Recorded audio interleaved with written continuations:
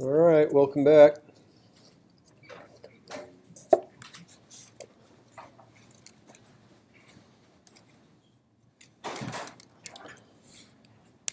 Anyone have any words of encouragement for the rest of us who still wish they were on spring break?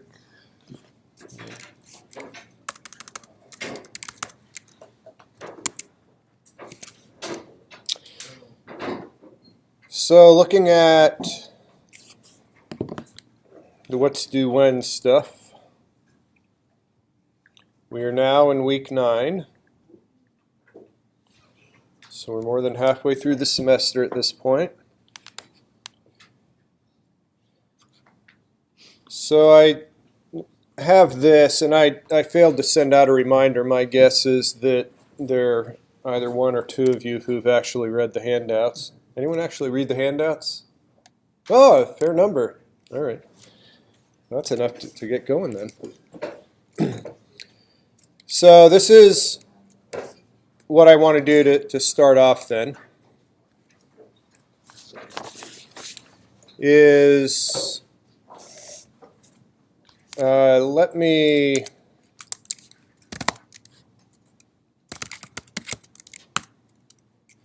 make that a little bigger. All right, so for those of you who did read the materials,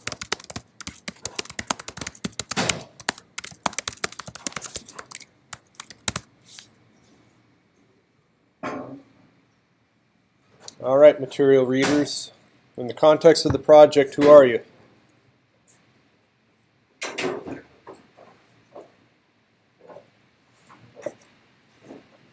Space aliens, commissioned to write spaceship software? That's what I'm looking for. Who are you in the context of the project?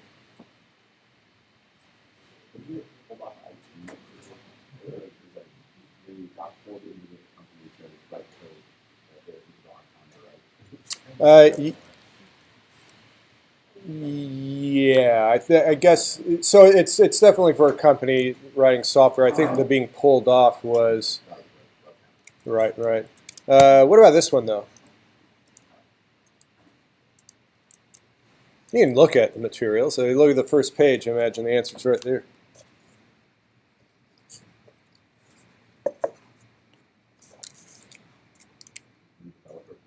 Ah, there you go. All right. So you're newly hired software developers for what kind of company? Yeah, for a gaming company. So congratulations, by the way, on the new job.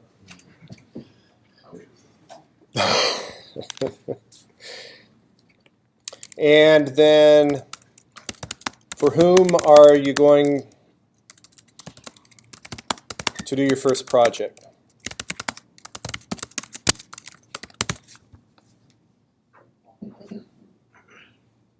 There are a couple of people specifically. Who are those people and what are their roles in the company?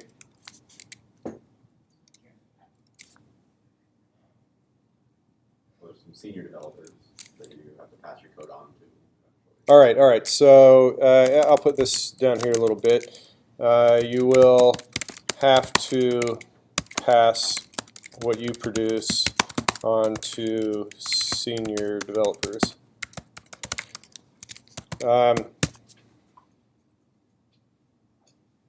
But who's asking you to do something?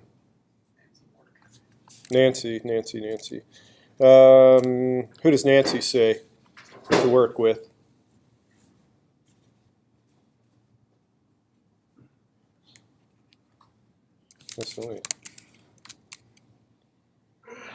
For those of you who didn't read the materials, rather than staring bleary-eyed at the screen, you might fire up old Project 4 here.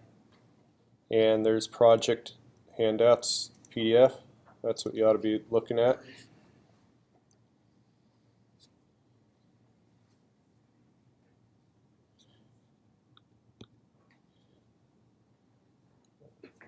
All right.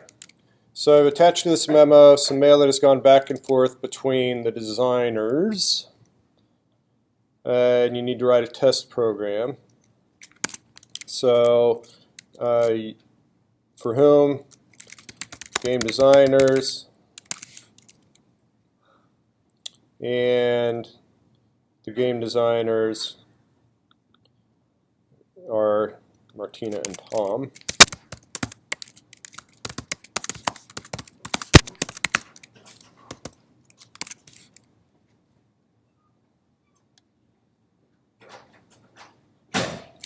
And it says here you have to develop a test program, they mention.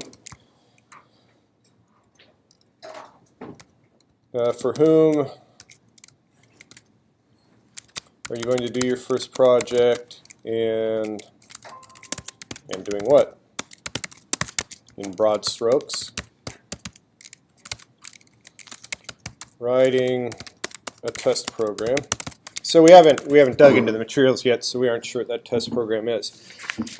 So I mentioned the kind of the approach I was trying to take on a couple of these projects now in the course, that the web counter being the first example of what I wanted to do was give you all a more accurate feel for what it means to approach a problem from an object-oriented perspective, rather than me telling you to do this, that, and the other thing. Actually divining out what it is we need to do is part of that process. And I said before in the web counterpart that really most of your career, assuming you go into some form of software engineering, is going to be interacting with people and not so much sitting typing code. Now, to be sure, there's a lot of that, but what makes software development a challenge is the fact that you're developing it for people who aren't quite sure what they want. At this point, what I want to do is answer this question.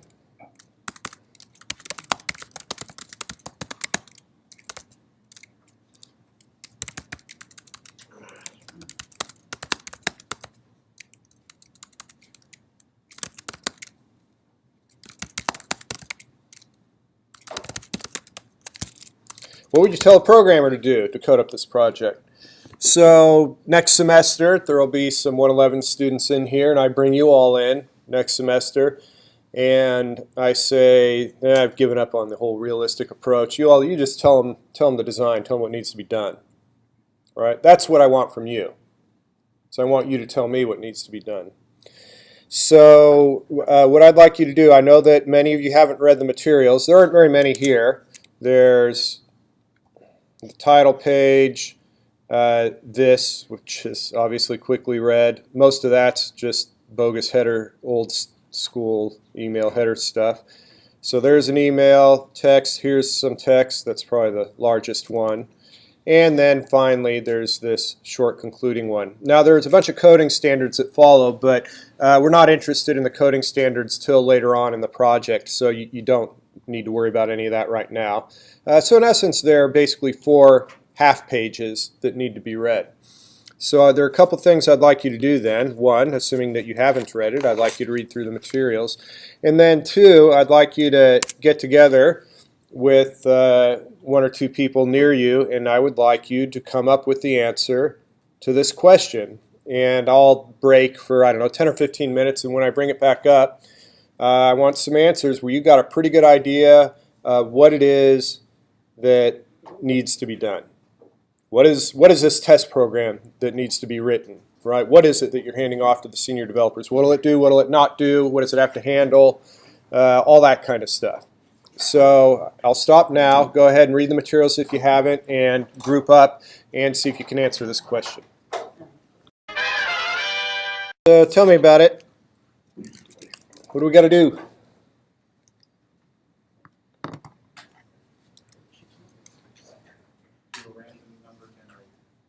A random number generator? Why do you say random number generator? For the what? Hit rate?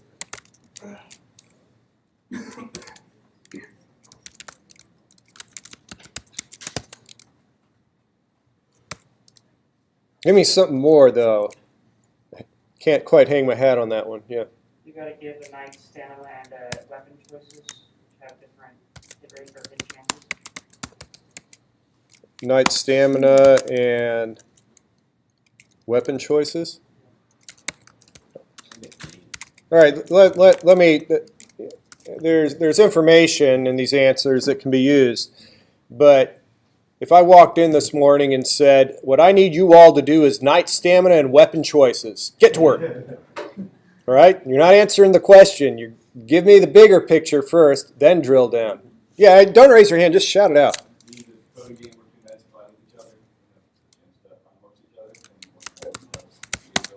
Okay. I got right. Write a program. Give me the highlights again. Two knights have to fly with each other. Two knight. Wait. No, that's fine. With each other. I thought I was a fast typist till you started talking. All right. And then, all right. So this is good. You're going to write a program. Two knights fight with each other, and what else? And then once one or both fall off their horse, the game ends. Okay. Game ends when one or both knights fall off horse. Is that the only way that it can end? Is by falling off the horse? Game also ends when one or both knights collapse due to exhaustion. Now that doesn't necessarily mean that they fall off their horse, right? They just kind of fall limp in the saddle kind of thing. Unable to raise their weapon a final time. All right, so two knights fight with each other. Ends when they fall off the horse, collapse due to exhaustion. Okay, that's good. Give me some more stuff. You need a function to loop like the gameplay.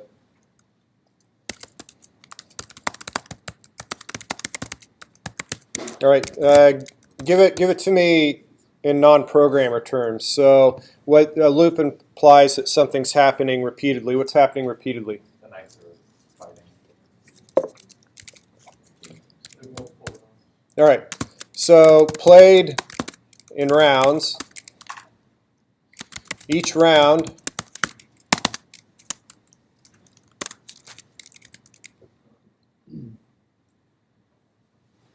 or you say they fight, but that function isn't in the standard library yet. So what are the kind of the details that go along with that?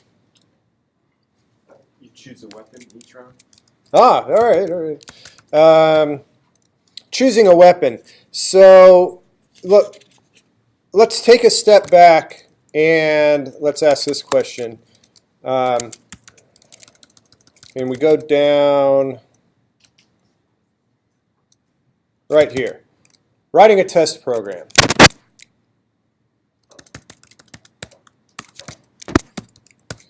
Why do you have to write a test program? What is being tested? Percentages of hits and stamina cost.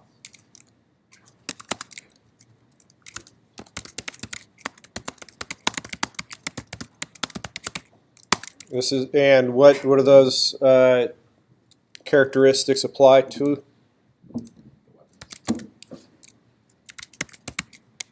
All right. So what does it mean to test them? What are the designers looking for? Good combinations.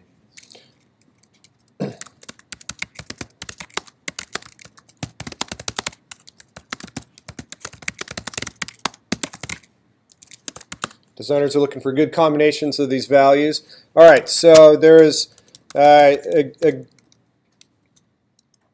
good piece of input offered here when we're talking about playing in rounds. Someone mentioned selecting a weapon each round. I would posit that if the designers are looking for balanced values for a weapon, that the difficulty of that endeavor is compounded if you're changing that weapon every single round, right? Maybe you choose 3 different weapons over 3 rounds and then a knight loses. If it seems lopsided, what weapon do you put the blame on? And that becomes difficult. So maybe prior to playing in rounds, at start,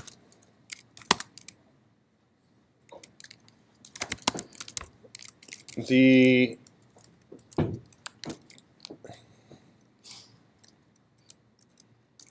percentage of, using the nomenclature that was up above here, and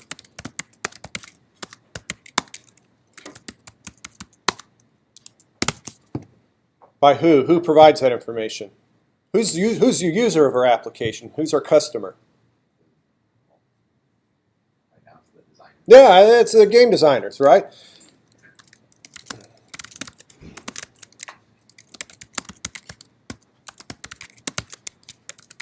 So they're gonna potentially be playing your test program hundreds of times as they say, okay, what if the hit percentage is 3 and the stamina cost is 4, and what if the hit percentage is 3 and the stamina cost is 5, right? They'll just do a ton of iterations experimenting.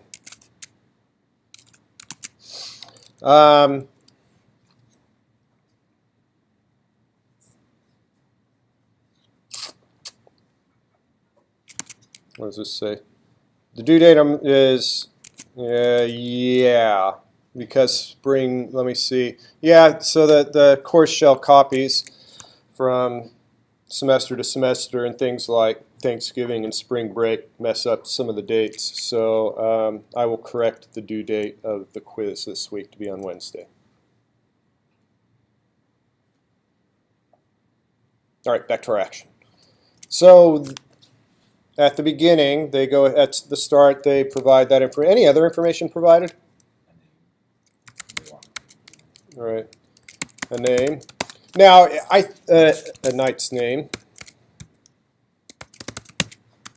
or each knight's name, I guess. I think it's fair to say that entering the knight's name is not really going to help the designers ferret out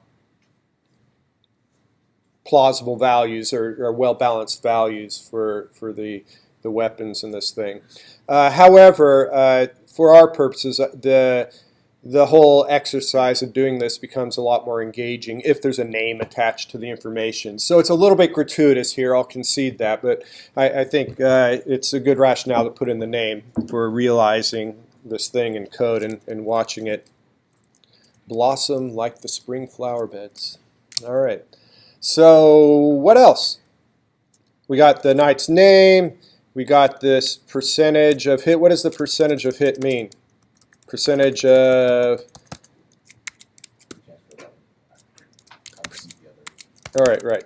This is the chance of weapon unseating other knight. The stamina cost. Who's paying that cost? Ah, so the knight, also the knight's name, the knight's stamina.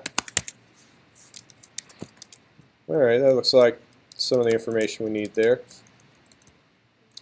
So all that's provided at the beginning. Now it's played in rounds. So they... What does it mean then for each round?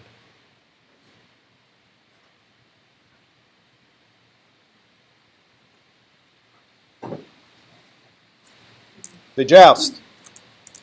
Each round, the knights joust. And when they joust, each knight does what?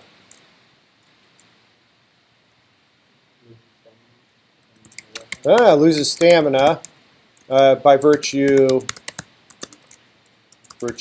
of wielding a weapon, or their weapon. What else happens?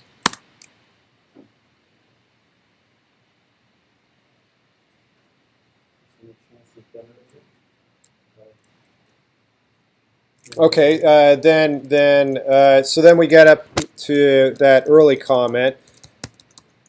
Let me actually do a kind of a copy and paste. Random number generator is used to see if knight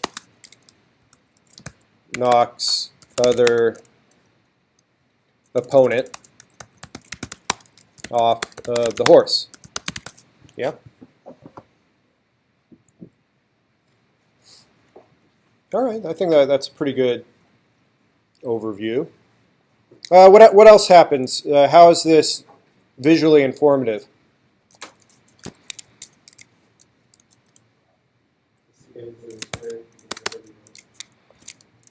Okay.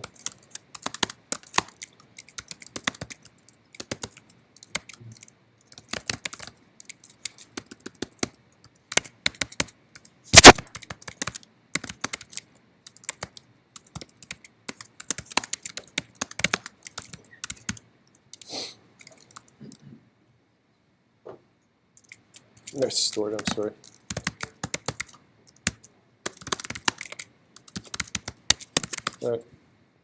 And then maybe there might be a display.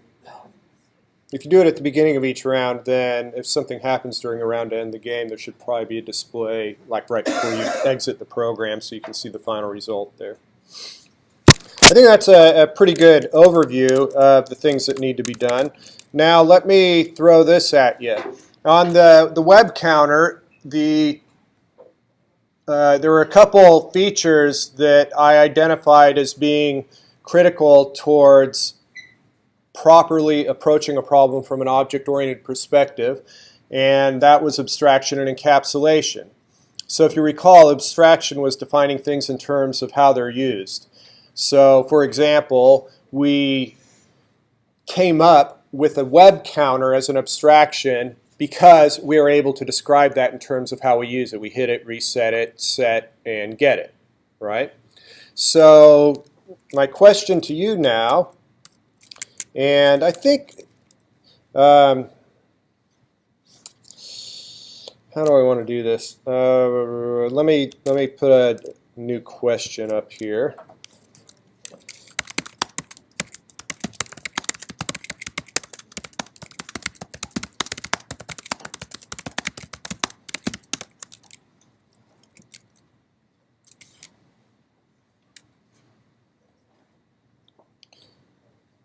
All right.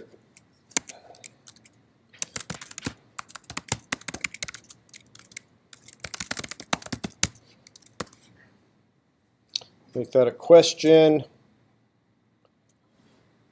All right, so I'm going to post this question here, and you can go ahead and answer anonymously. It doesn't matter whether it's anonymous or not, but let's see, project. I'll end up deleting this thing at the end of class. All right, so this thing's posted. Go ahead and just start throwing in your own answers for what abstractions you believe this application will have. Yes? It also says that the programmer has, or they can enter weapon values, like from the keyboard. Or Yeah. So is that done before each round, or is it done before the whole? That would, so looking at this here, so if I was to read, say, this paragraph here, this would be before the rounds begin. The key here is at the end, is provided by the user. So all this information is provided prior to the game beginning. Once all that information is provided, and then we go ahead and play in rounds with that information that had been entered.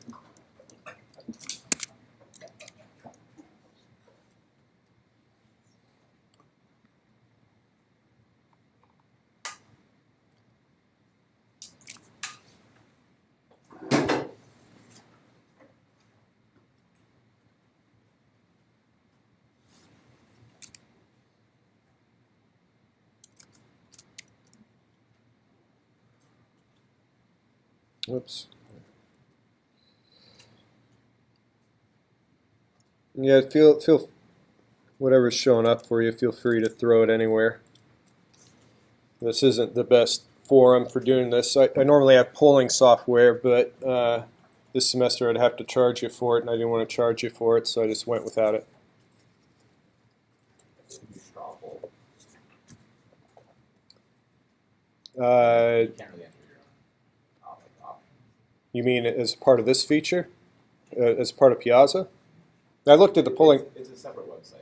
You can find it. Oh, yeah. Yeah, you know, I guess I should probably do that. I'm sure there's plenty of free web stuff out there that would do what I wanted. Basically short answer surveys. Google Forms. I would recommend, note that it says 4 other users are editing this right now. I'd recommend, unlike the follow-up discussion, putting your stuff there rather than in the student's answer, since you all will be stepping on each other's toes.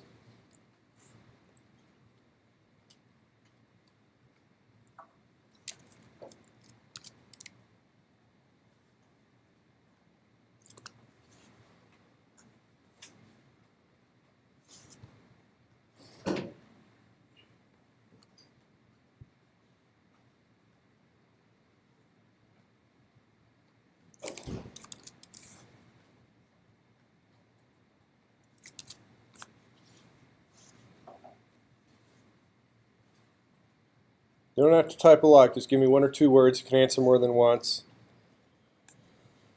All right, here they come. They're coming in now.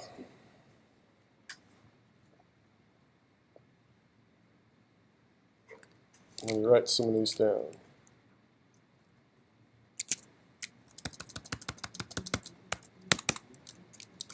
So what abstractions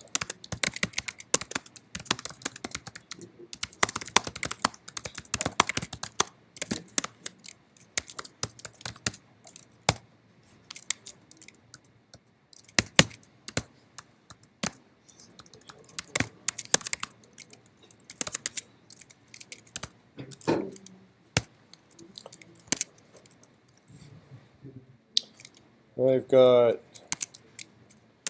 knights, weapons, inputs, outcomes.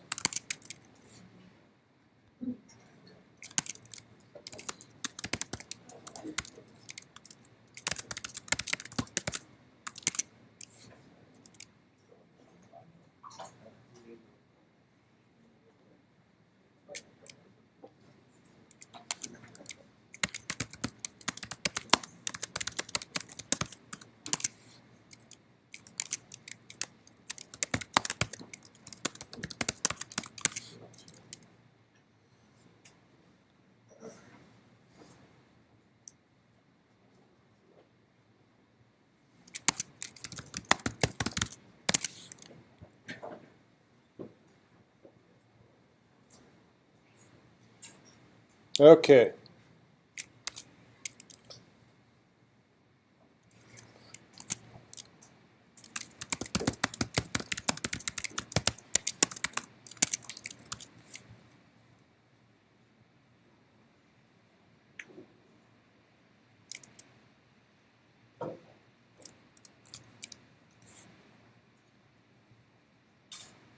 Names, let's see, weapons, stamina, number of rounds, round number, got that. Stamina cost, hit chance, got that. Alright, I think that'll do it. That's something we can run with. So there's one I didn't see. Let me start at the top. I think that this is the low-hanging fruit, and I would concur with that. There's this idea of a knight abstraction. There are things you can do with the knight. We haven't talked specifically about what it is we would do with the knight necessarily. And the same idea that what are the things you do with the hit counter, or is that right? A web counter. And we had specific things we were able to identify that we do with the web counter. We still have to go through the process of deciding the specific things we would do with the knight or the specific things we'd do with the weapon. But as a first pass, I think that definitely those are very attractive to think of as abstractions. And when we start describing the application, the knight does this and the weapon does that, and that kind of thing. Again, I'm focusing on abstractions, things that would become objects, become types, become things in our application. Now, I didn't see it this time, but quite often I'll see something like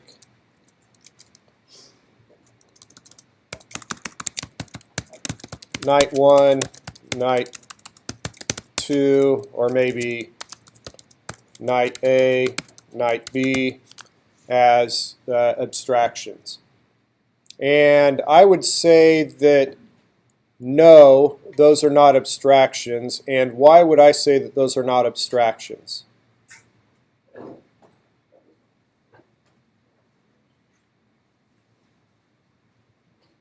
Versus 36, line 36, I'd say, yeah, I think that's an abstraction.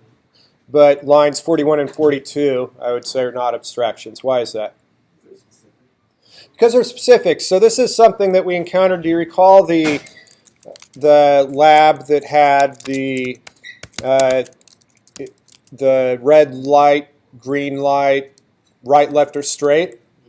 And then this is what we were getting a lot of. I actually talked about it a little bit in class, and this is what I'm getting at, is you'd say string right, string left, string straight, right, string red, string green, and then there would be all sorts of weird contortions where things are being said like if green and straight, and it just didn't come together. And the phenomenon that was being experienced here is that these aren't variables containing values. These are actually values that you're trying to turn into variables. And I believe when I talked about it last time, I said, imagine you have to create something to keep track of someone's age. Well, we need an integer called 1, because it could be a 1-year-old kid. We have to create an integer called 2 because there's some toddlers, right? And no, those aren't variables. Those are values. What you need is that is the variable that contains any valid value. So likewise, these are not abstractions. These are instances of or objects of an abstraction. Night 1 is something created from a night abstraction. Night 2 is another thing created from a night abstraction. The good analogy to look at is that an abstraction is a lot like a blueprint. You have a blueprint, one blueprint, and you can create as many houses as you want from the blueprint. You have one night abstraction, and you create as many nights as you want from that abstraction. Okay?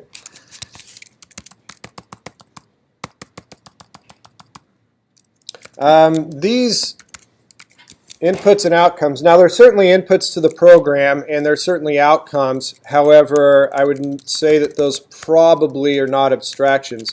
Likewise, there's some good information here that talked about, where was it?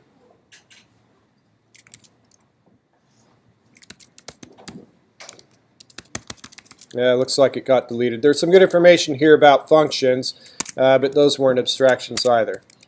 All right, so what I want to do is I want to continue the conversation about abstractions and what role these play, or these here abstractions, and then continue moving forward on Wednesday.